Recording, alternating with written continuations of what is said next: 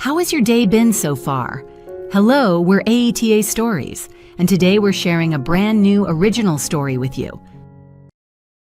The ICU existed in a dim, suspended twilight where time no longer moved forward but hovered, stretched thin by machines that breathed and beeped on behalf of those who could not. The air was cool and sterile, carrying the faint scent of disinfectant and metal. Monitors hummed in steady rhythms, their lights blinking like distant signals from a world Helen Markham could no longer reach. Helen lay motionless beneath thin hospital sheets, her body still, her eyes closed, her breath measured by machines. To anyone watching, she was deep in a coma, unconscious, unreachable, absent. But inside, something remained awake. Her mind drifted in a heavy fog, not asleep, not fully conscious either, trapped in a space where thought existed without movement, where awareness had no voice. At first, there was only the mechanical soundscape of the ICU, the soft hiss of oxygen, the low pulse of machines, the distant echo of footsteps in the corridor. Then another sound pushed through the fog, a voice. It was close, too close. Helen recognized it instantly. Sam. Her husband leaned in near her ear, his breath warm against her skin. The familiarity of his presence did not bring comfort. Instead, it tightened something inside her, a sudden pressure behind her eyes, a sharp awareness that cut through the haze. He was whispering. Not the way someone whispers love or hope. His tone was light, almost amused, as if he were sharing a private joke. There was no tremor of fear in it, no grief, no concern, only calculation. He spoke softly, carefully, savoring his words. He asked her where she would prefer to be buried. By the river, he suggested, where the water moved fast and the view was open. Or perhaps by the woods, where it was quieter, more secluded. He spoke as though discussing a vacation spot, weighing options, considering cost and convenience. The words struck Helen like blows. Her mind surged with pain and rage. Something inside her recoiled, screamed, demanded to wake, to move, to stop him. Blood seemed to rush through her head, pounding against an invisible barrier. She tried to open her eyes, tried to tighten her fingers, tried to make a sound. Nothing happened. Her body did not respond. Sam continued speaking, his voice calm, confident. He joked about arrangements, about practicality, about how little it would matter in the end. To him, she was already gone, already reduced to a problem being solved. The machines kept humming, indifferent, steady. The room did not react. No alarms sounded. No one entered. The stillness of the ICU pressed in around them, cold and absolute, amplifying the cruelty of his words.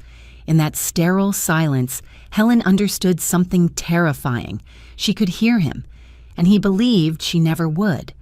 The horror was not in death itself, but in knowing she was alive enough to listen and powerless to stop him. The door to the ICU slid open with a soft mechanical sound, letting in a narrow strip of brighter light.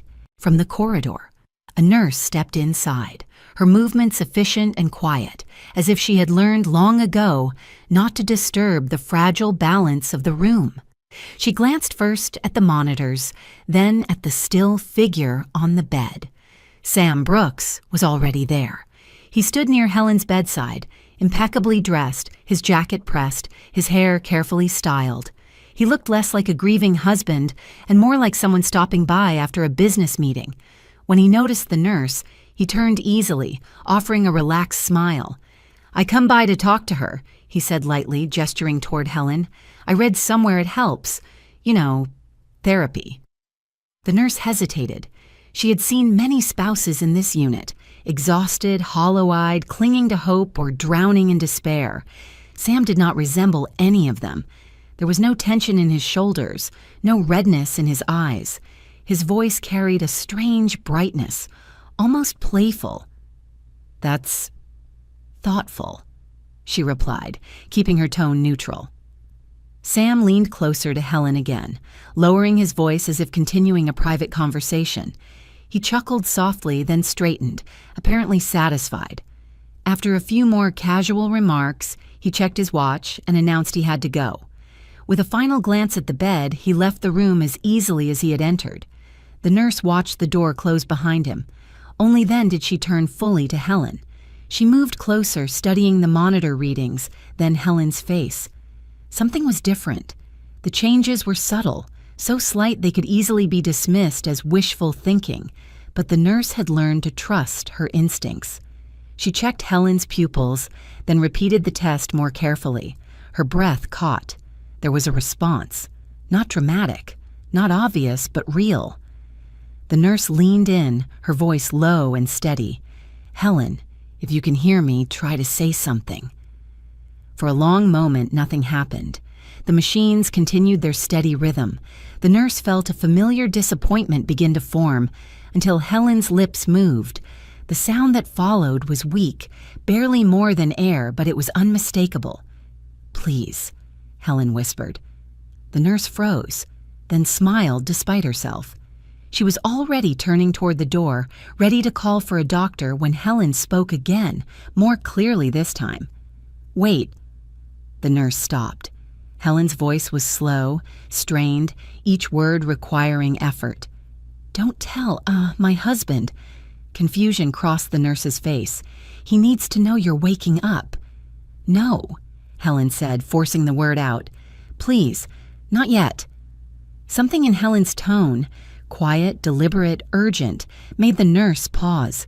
She looked down at the woman in the bed, no longer just a patient, but someone asking for trust. "All right," she said finally, "I'll help you, but we do this carefully." In that moment, something shifted. Helen was no longer just surviving. She was beginning to take control. The accident happened on a gray Pittsburgh morning, when winter had not fully released the city, and the road still carried a thin, deceptive sheen. Traffic moved cautiously along the slick pavement, tires hissing softly against asphalt that looked safer than it was. Helen had been driving toward campus, her thoughts fixed on an upcoming lecture and a dataset she had reviewed late into the night. She slowed as she approached an intersection near the river, easing her foot onto the brake. The car responded a second too late. The wheels lost traction. The skid was brief but violent, the kind that offered no time for correction. Helen's car slid sideways into oncoming traffic, its front end colliding with the side of a city bus. Metal folded inward with a sound that witnesses later struggled to describe. Airbags deployed, glass shattered. The bus screeched to a halt, passengers screaming as the impact echoed down the street. Helen did not regain consciousness at the scene. Paramedics worked quickly, their movements precise, practiced. She was intubated on the asphalt, her head stabilized before she was rushed to the nearest trauma center. The diagnosis was severe traumatic brain injury, swelling, diffuse damage, a deep coma with no clear timeline for recovery. In the ICU, doctors explained the condition carefully. Coma awareness, they said, was rare but documented. The brain could process sound even when the body showed no response. There were no guarantees, no promises, nothing supernatural, just biology and uncertainty. Sam Brooks arrived at the hospital hours later, composed and attentive. He nodded as physicians spoke, asked the right questions, signed the necessary forms. He stood at Helen's bedside and watched the machines breathe for her, his face carefully arranged into something resembling concern. But his actions told a different story. Within days, he began making phone calls, quiet ones, practical ones. He asked about plots at local cemeteries, about availability, about views. He spoke to funeral homes, comparing packages, discussing timelines. He listened closely when they explained that such preparations were common, even advisable, when outcomes were uncertain. He did not rush. He did not panic. He planned. Sam continued visiting the ICU regularly, always polished, always calm. To the staff, he appeared devoted, even patient. No one could accuse him of neglect. He brought flowers. He spoke gently, at least when others were present. And yet, everything he did, suggested he had already accepted an ending. The accident itself raised no alarms. No witnesses reported reckless driving. No evidence suggested foul play. The police report concluded exactly what it appeared to be: a tragic collision on a dangerous road. Unfortunate. Unavoidable. But for Sam, the timing felt almost generous. Helen lay suspended between life and death, unable to object, unable to protect herself.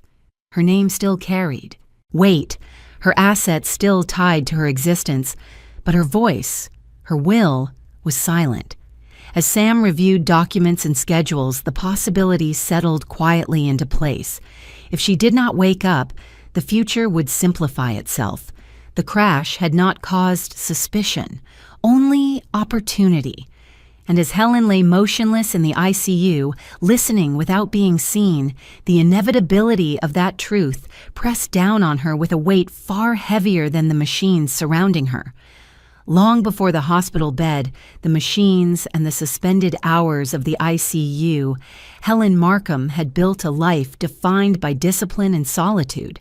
She was born into an academic family, the only child of 2 university researchers who believed deeply in rigor, precision, and intellectual honesty. Books filled their home. Conversations revolved around ideas rather than emotions. Love was present, but it was expressed through expectations and standards rather than warmth. Helen lost her parents early while she was still young enough to feel the absence as a permanent echo. The loss taught her self-reliance before it taught her grief. There was no extended family waiting to step in, no safety net of constant affection. She learned to stand on her own, quietly, without complaint. Independence was not a choice for her. It was a necessity that eventually became a principle. Her academic path felt inevitable. Mathematics offered clarity where life did not. Data behaved according to rules. Systems responded to logic.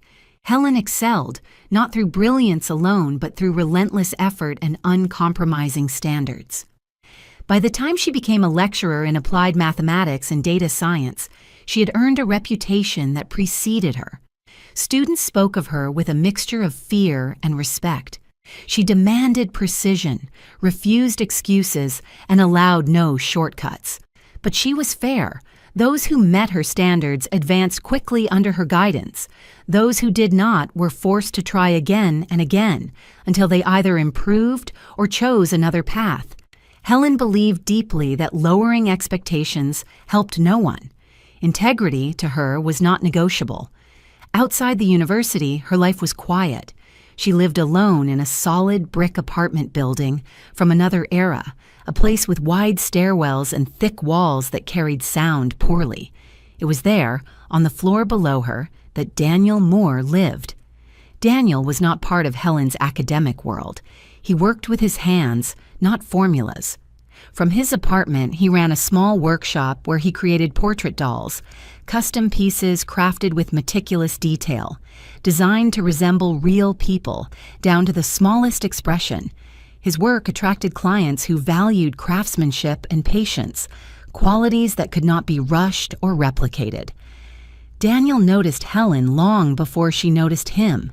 He saw her in the stairwell, carrying stacks of papers, always moving with purpose.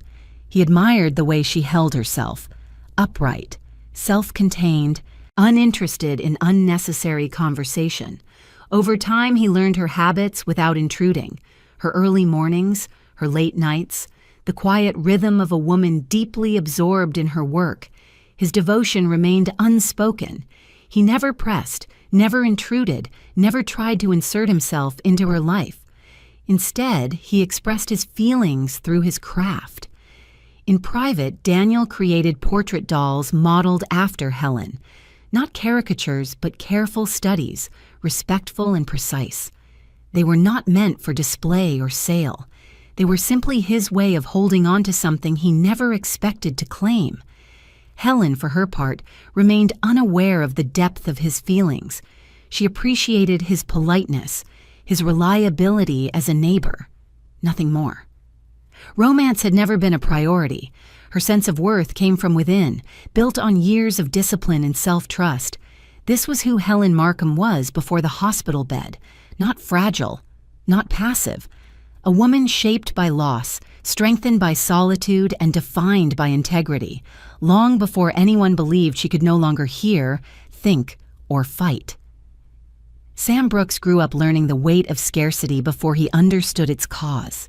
His childhood unfolded in rented apartments that changed whenever the rent rose, in neighborhoods where opportunity felt temporary and effort rarely led to stability. His mother worked long hours in physically demanding jobs, coming home each night with swollen feet and a tired silence that spoke louder than complaint. She had once dreamed of a different life, one shaped by talent and passion, but practicality had crushed those ideas early. From her, Sam learned one lesson above all others. Wanting more was useless unless it came with a plan to take it. Ambition took root early. He watched others escape poverty through education, timing, and association, and he memorized those paths carefully. By the time he entered university, he was already looking ahead, not just to a degree, but to leverage. It was there that he first noticed Helen Markham. She was his instructor, older, composed, respected. He saw her authority, her reputation, her apartment building near campus. What began as admiration quickly sharpened into calculation. Helen was intelligent, solitary, and powerful in ways that could not be taught in lectures. To Sam, she represented more than affection. She represented access. Their relationship unfolded quietly, hidden behind professional discretion and careful timing. For years, they kept their involvement secret, aware of the consequences if it became known. Sam learned how to speak to her, how to appeal to her sense of fairness, how to present his ambition as dedication. Helen, unaccustomed to emotional intimacy and flattered by his attention, allowed herself to believe in the connection. Marriage followed after the appropriate distance had been established. Publicly, it appeared unconventional but sincere. Privately, it marked the beginning of Sam's ascent. Helen supported him without hesitation. She invested her savings into his early IT ventures, introduced him to colleagues who later became clients, and lent him credibility he could not have earned alone. Her name opened doors. Her reputation reassured investors. Sam's company grew steadily, then quickly, and with each milestone, his confidence hardened into entitlement. Success changed him. He began to speak as if everything he had achieved came solely from his own talent. Helen noticed the shift, the way he minimized her role in conversations, the way he flirted openly at events. When she confronted him, calmly and directly, he dismissed her concerns as jealousy. He assured her she was imagining things, but he was not careful.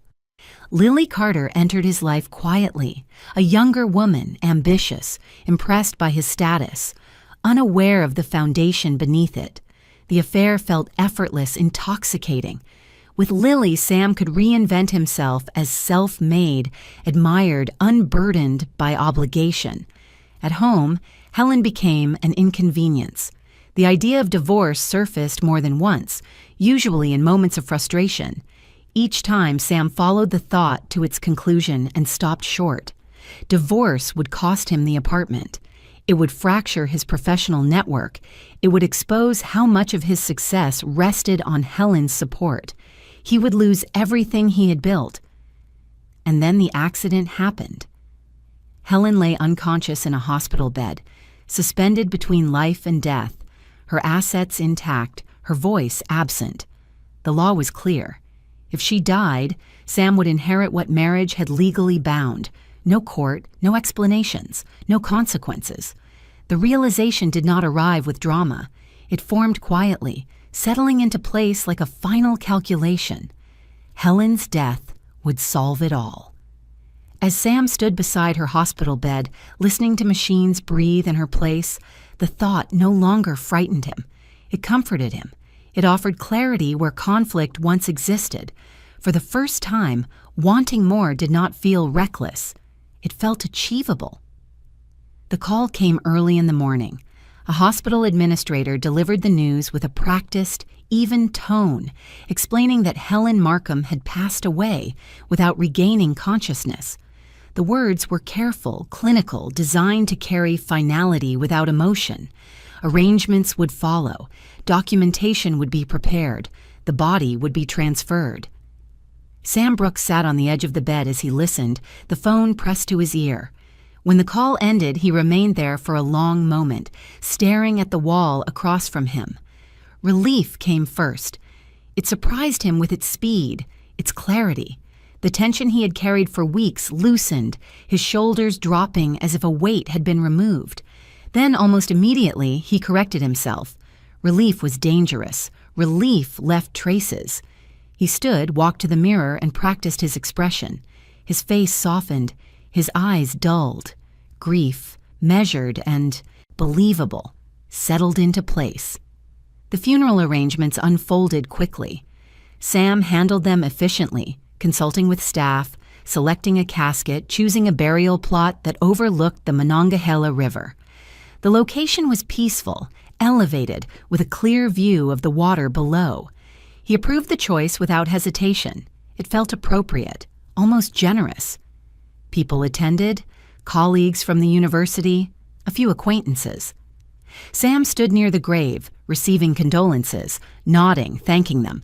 He played the role well, reserved, composed, visibly affected but not undone. No one questioned his sincerity. There was nothing about his behavior that demanded suspicion. When the service ended and the crowd thinned, Sam remained behind. The wind moved through the bare branches above, carrying the low sound of the river.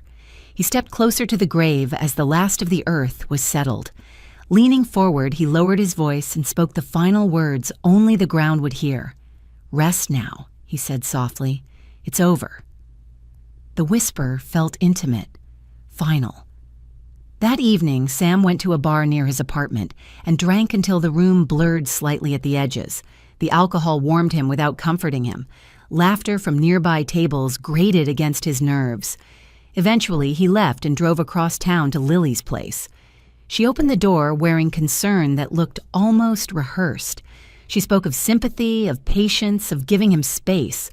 But when Sam reached for her, she hesitated. It was too soon, she said. People would talk. There were expectations. Annoyance flickered, sharp and brief. Sam left without arguing. Back home, the apartment felt hollow.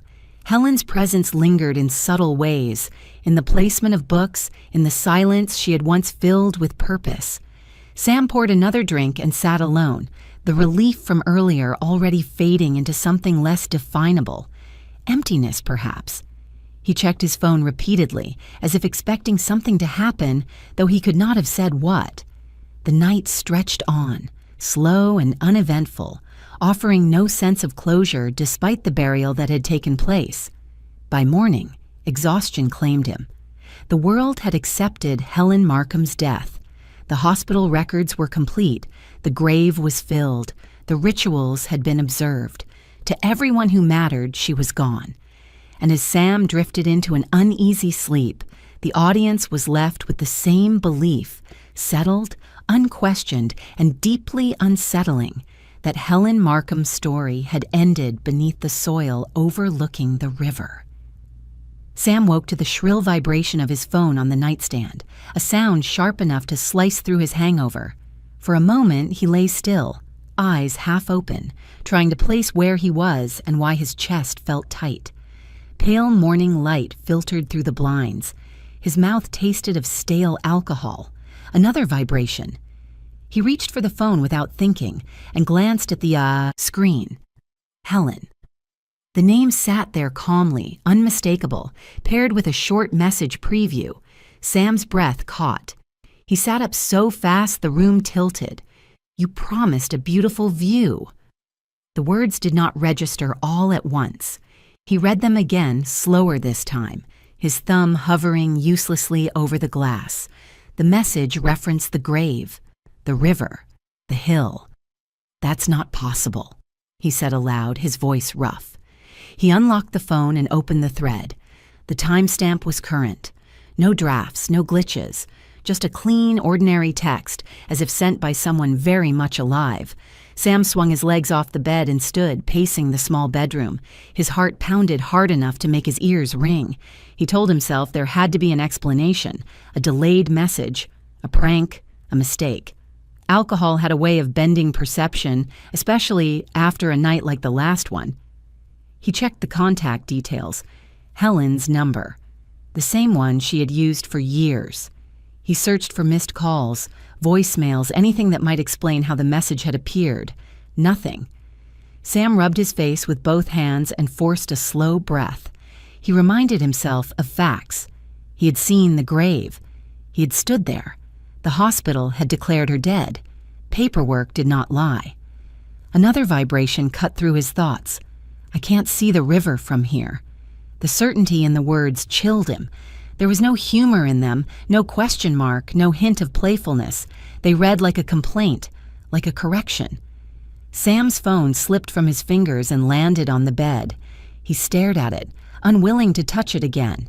His mind raced through possibilities, hackers, mistakes, someone using her phone, but each explanation collapsed under the weight of detail. The message knew too much. It referenced a promise he had whispered at the grave, a moment no one else had witnessed. He picked the phone up again, hands trembling now, and typed a response he deleted twice before sending. "Who is this?" The reply came almost immediately. "You know who it is." His stomach lurched. Sweat broke out along his hairline. He backed away from the bed as if the phone itself might move. Another message followed, longer this time. "You chose the place. You said it wouldn't matter. You were wrong." Sam felt something inside him crack, not completely, but enough to let fear seep through. He pressed his back against the wall, breathing shallowly, counting each inhale as if it were an anchor. "This isn't real," he whispered. "It can't be." The phone vibrated again. "Come back." No exclamation points, no threats, just a statement, heavy with expectation. Sam's thoughts spiraled. He tried calling Lily, desperate for a human voice, but the call went unanswered. He left no message. He didn't know what he would say. Another text appeared. "If you don't come today, you won't wake up tomorrow." The words sat on the screen, immovable, final. Sam slid down the wall until he was sitting on the floor, knees pulled to his chest. His hand shook so badly he had to set the phone down between his feet. His heart raced, his thoughts tangled. But beneath the panic there was something else, an understanding he did not want to face. There was nothing supernatural in what he felt. No ghosts, no miracles, only fear, sharpened by guilt, feeding on every secret he had buried and every thought he had never said out loud. The messages stopped. But the silence that followed was worse. Because now Sam knew one thing with absolute certainty. Whatever was happening, it wasn't going to let him pretend anymore. Sam arrived at the cemetery just after midnight. The iron gates stood open, their shadows stretching long across the gravel path under the weak glow of distant streetlights. Beyond them, the land sloped gently downward toward the river, the ground uneven and sparsely marked by headstones that caught the light and released it again. The night air was cold, damp with the scent of earth and water. He stepped out of the car and immediately felt exposed. There was no cover here, no walls, no corners to hide behind. The cemetery was wide and open, the kind of place where sound traveled too far and silence pressed too close. The river below murmured steadily, a constant presence, neither comforting nor threatening, just there. Sam walked slowly, his footsteps loud in his own ears. With each step, the messages replayed in his mind, precise and unforgiving.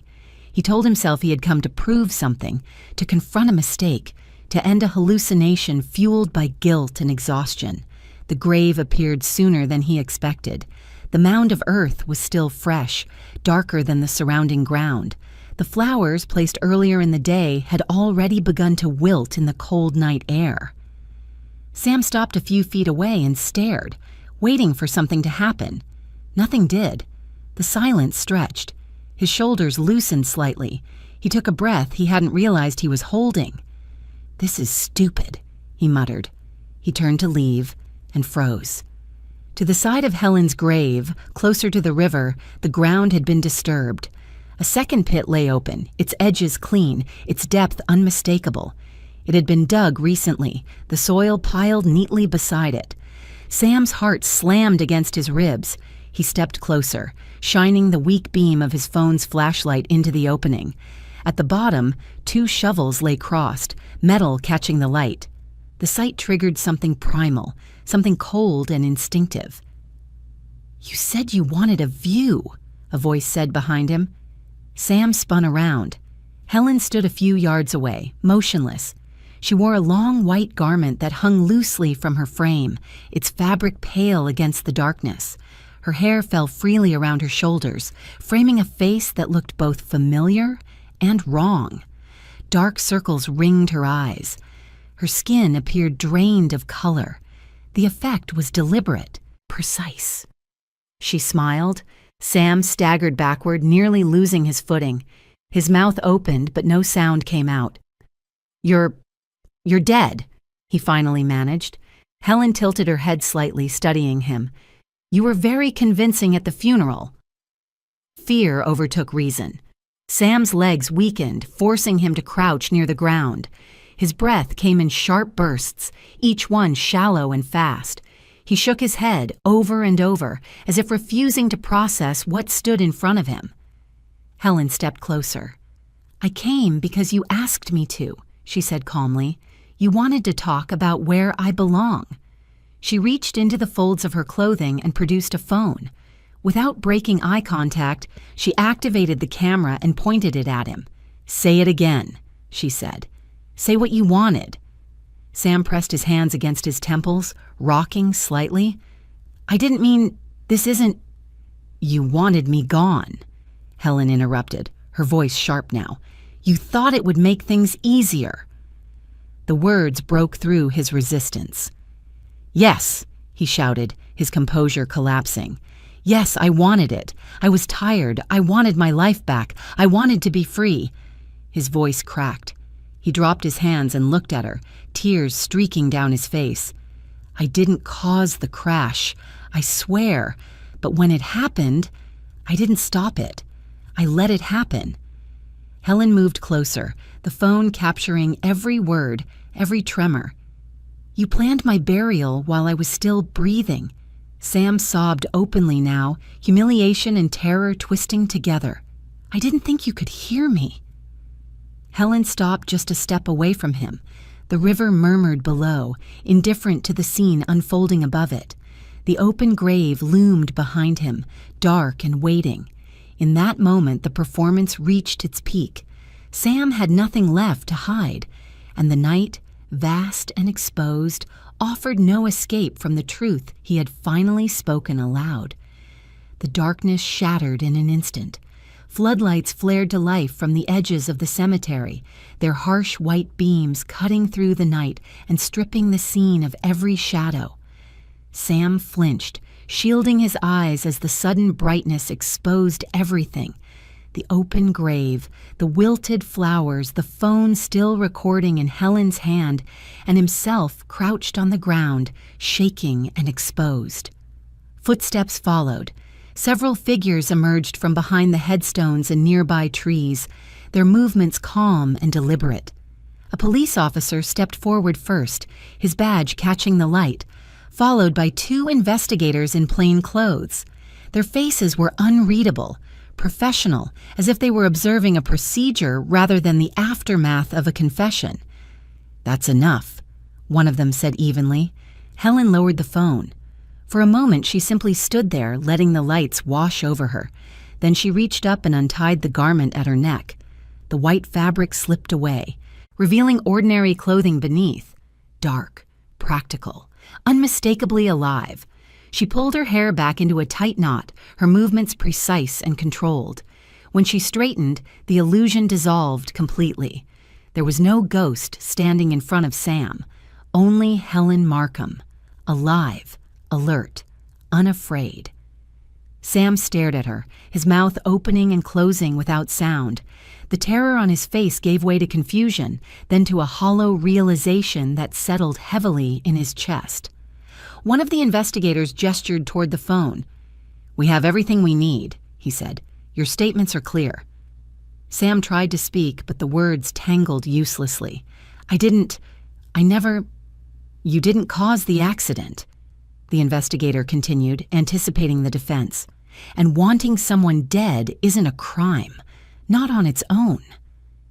Sam looked up, clinging to the words like a lifeline.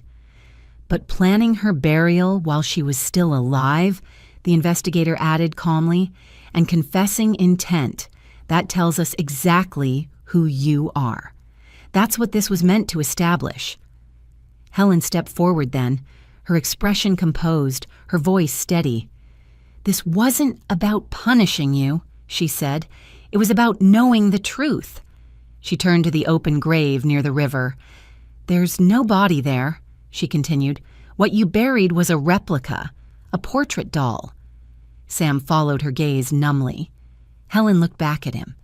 "Daniel made it. He's very good at what he does." The words landed with quiet finality. Police officers began to disperse. The controlled experiment concluded. No handcuffs clicked shut. No dramatic arrest followed. The law had drawn its line, and Sam stood firmly on the side of exposure rather than imprisonment. Helen faced him one last time. "I've already filed for divorce," she said. "You'll have a week to remove your belongings from my apartment. After that, any contact goes through attorneys." Sam searched her face for anger, for vengeance, for something he could recognize. He found none of it, only clarity. "You're free now," Helen added. "That's what you wanted." She turned away without waiting for a response. Sam remained where he was, the floodlights illuminating his isolation. His company, his marriage, his carefully constructed future, all of it had dissolved in the span of a single night. What remained was survival, stripped of ambition, stripped of illusion. As Helen walked toward the waiting officers, the lights dimmed behind her. Justice had not come with punishment or spectacle. It had come with exposure, and that was enough. Helen returned to the apartment alone. The space greeted her with a quiet that felt different now, no longer heavy, no longer watchful. She opened the windows first, letting cold air roll through the rooms, carrying away the stale traces of someone else's presence. Then she moved methodically, cleaning without urgency. She wiped down surfaces, folded linens, returned books to their shelves. Each small action felt deliberate, grounding. With every breath, the tightness in her chest loosened. For the first time in weeks, she breathed freely. There was no rush to reclaim anything symbolic, no need for dramatic gestures. Simply being there, alive and unafraid, was enough. The apartment was hers again, not as property, but as space, as choice. The knock on the door came in the late afternoon. Daniel stood in the hallway holding a small paper bag, unsure whether to step forward. He looked tired, but there was relief in his eyes. Helen opened the door wider and gestured him inside without ceremony. They sat at the kitchen table, steam rising from mugs. Neither of them rushed to drink. For a while, they spoke of practical things, the investigation, the paperwork, the end of it all. Then the conversation shifted, gently, into quieter territory. Daniel admitted he had always known something was wrong. Not the details, but the weight. The way Helen carried herself more rigidly than usual. The way her silences had grown sharper. He had stayed quiet, he said, because he didn't want to become another demand in her life. Helen listened without interrupting. "I thought strength meant enduring," she said finally. "I didn't realize how much of that endurance was just fear dressed up as discipline." They talked about timing, about years spent passing each other on the stairs, exchanging polite words while keeping their real thoughts safely contained, about how survival had narrowed her vision, reduced her choices to what felt necessary rather than what felt right, What lay ahead was not a promise, not a sudden declaration of certainty. It was simpler than that. A future built on choice, not on escape, not on endurance, not on proving anything to anyone else. Helen understood now that dignity was not something granted by others. It was something maintained, sometimes quietly, sometimes through difficult decisions. Self-preservation was not selfishness. It was clarity. She thought back to the ICU, to the moment she had first heard Sam's voice and felt her body respond before her mind had fully understood. The warning signs had been there long before the accident, subtle, persistent, ignored out of habit rather than trust. The body, she realized, often recognizes danger before love is willing to admit it. That evening, after Daniel left, Helen stood alone in the living room and looked around once more. There was no triumph in the moment, only peace. Fear had not survived. She had. To those listening, stories like this are not about revenge in the dramatic sense. They are about awareness, boundaries, and the quiet courage it takes to stop explaining away what feels wrong. If you've ever questioned your instincts or felt controlled in ways that were difficult to name, your experience matters. Share your thoughts in the comments. What does psychological control look like to you? How do you recognize the difference between love and manipulation? Your voice may help someone else recognize their own warning signs and choose